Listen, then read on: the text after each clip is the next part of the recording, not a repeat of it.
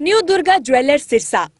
खारिया वाले प्रभुजी सोनी व पीली मंदोरी वाले सज्जन सोनी का भारत सरकार द्वारा मान्यता प्राप्त मशहूर hallmark jewellery showroom new Durga jewellers Parshuram Chowk Sirsa. अधिक जानकारी के लिए संपर्क करें 9813932001 या 9466697217। अगर कहीं करप्शन सामने आ रही है और उसका सफाया हम कर रहे हैं तो ये गलत है या सही है, अभय सिंह चौटाला जी से जाके पूछिए। ये आंदोलन जो कर रहे हैं, आंदोलनरत जो है, ये इसके पीछे कौन है? चौधरी देवीलाल जी का एक अपने आप में विचार है जिसका नाम जेजेपी है, उसको कौन कैसे खत्म कर सकता है?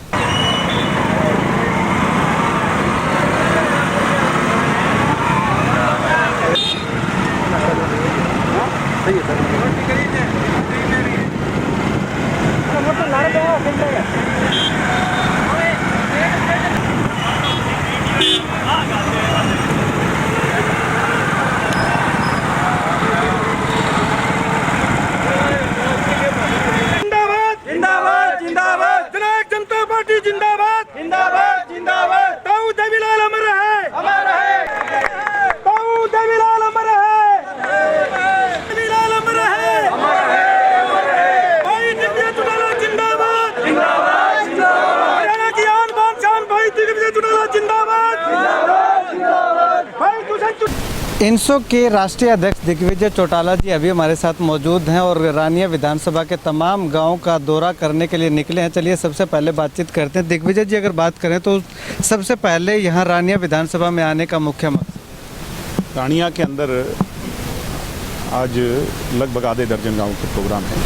तो लोगों को छोटे मोटे काम हैं, कोई ऐसी बातें हैं गाँव की जो दुष्यंत तक लेकर के जानी है, उनके मार्फत जो काम होने हैं वो जानने के लिए आज लोगों के बीच में आए हैं। चुनाव के पश्चात पहला अवसर है आज हल्के का दौरा। सर, अगर बात करें तो 25 सितंबर को चौधरी देवीलाल जी का सम्मान दिवस भी इनेलो एक हुआ करते थे, मनाया जाता था, और उसके बाद जेजेपी और इनेलो के द्वारा मनाया जा रहा था। इस पर क्या?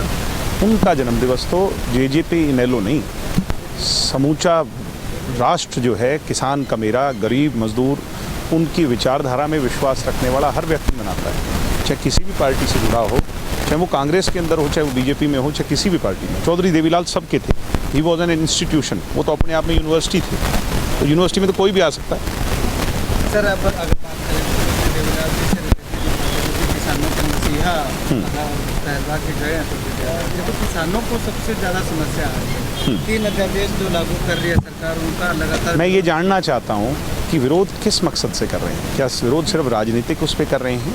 अन्यथा अगर एमएसपी को लेकर के कर रहे हैं तो उसमें बड़ी क्लियरिटी प्रधानमंत्री मोदी जी ने बता दी कि एमएसपी पर कोई चोट नहीं आएगी, मंडियों पे कोई चोट नहीं आएगी। जिसने बाहर बेचनी है वो बाहर बेचे, और जो ये सोचता है कि बाहर उसे एमएसपी नहीं मिल रहा तो एमएसपी वाली जगह मंडी में जाकर के बेचे।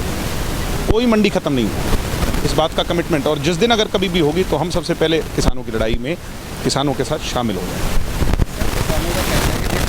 अध्यादेश लागू कर दिए आप, और उसके बाद एमएसपी का भी उसमें जिक्र नहीं किया गया मौखिक तौर पे। देश का प्रधानमंत्री, देश का मुख्य सेवक, देश का मोस्ट इम्पोर्टेंट और मोस्ट रिस्पॉन्सिबल आदमी जब ऑन रिकॉर्ड ये कह रहा है कि एमएसपी कोई दिक्कत नहीं आने देंगे, जब जो लागू है उसको दोबारा बताने की और उसको उस अध्यादेश में डालने की जरूरत नहीं। जो चीज़ लागू है कि समर्थन में नहीं, हम खुद किसान हैं, हम किसान परिवार में जन्मे हैं और किसानों के साथ सदैव हैं, थे और रहेंगे।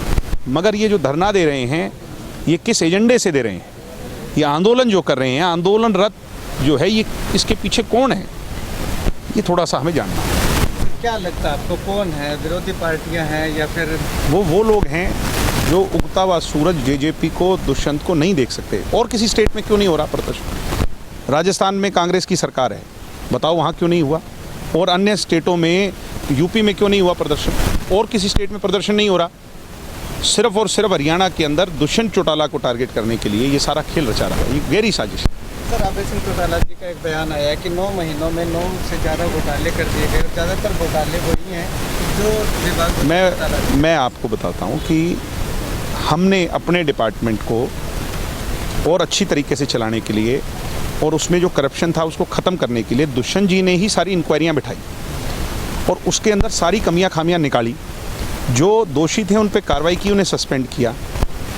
तो इसमें अभय सिंह चौटाला जी का क्या योगदान है? अगर हम कुछ कर रहे हैं अपने डिपार्टमेंट और हरियाणा प्रदेश की जनता के भले के लिए, और उसके अंदर अगर कहीं करप्शन सामने आ रही है और उसका सफाया हम कर रहे हैं, तो ये गलत है या सही है, अभय सिंह चौटाला जी से जाके पूछिए। एक आखिरी सवाल सर, जब दुष्यंत चौटाला सांसद थे तब दुष्यंत चौटाला की काफ़ी वाहवाही हुई थी, ट्रैक्टर को कर मुक्त करवाया, ट्रैक्टर से संसद गए, लेकिन उसके बाद जैसे उप मुख्यमंत्री बने तो सोशल मीडिया पे तमाम प्लेटफॉर्म पे खिलाफत देखने को मिली है, क्या कारण है? राजनीति जो है वो वेवलेंथ की तरह चलती है, और वेवलेंथ का मतलब है उतार चढ़ाव। इसके अंदर अच्छा समय भी आता है, बुरा दौर भी आता है।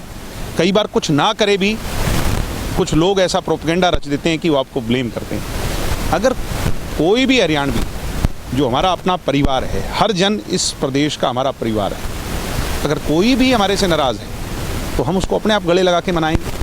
किस बात को लेकर के नाराज़ है हम उससे चर्चा करेंगे।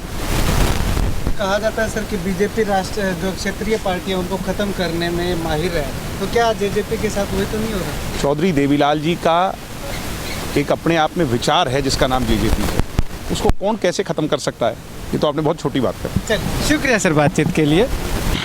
तो यहाँ पे हमने तमाम सवालों के जवाब जो है दिग्विजय चौटाला के साथ साझे किए। दिग्विजय चौटाला ने तमाम सवालों के जवाब दिए, और किस प्रकार से जब हमने बात की कि एमएसपी जो किसानों का लगातार विरोध यही है कि एमएसपी जो है वो लागू की जाए, क्योंकि सरकार ने एक तरफ जो 3 अध्यादेश लागू किए हैं उनको संसद में और विधानसभा में पारित कर दिया, राज्यसभा में पारित कर दिया, लेकिन उसमें एमएसपी का जिक्र कहीं नहीं किया गया।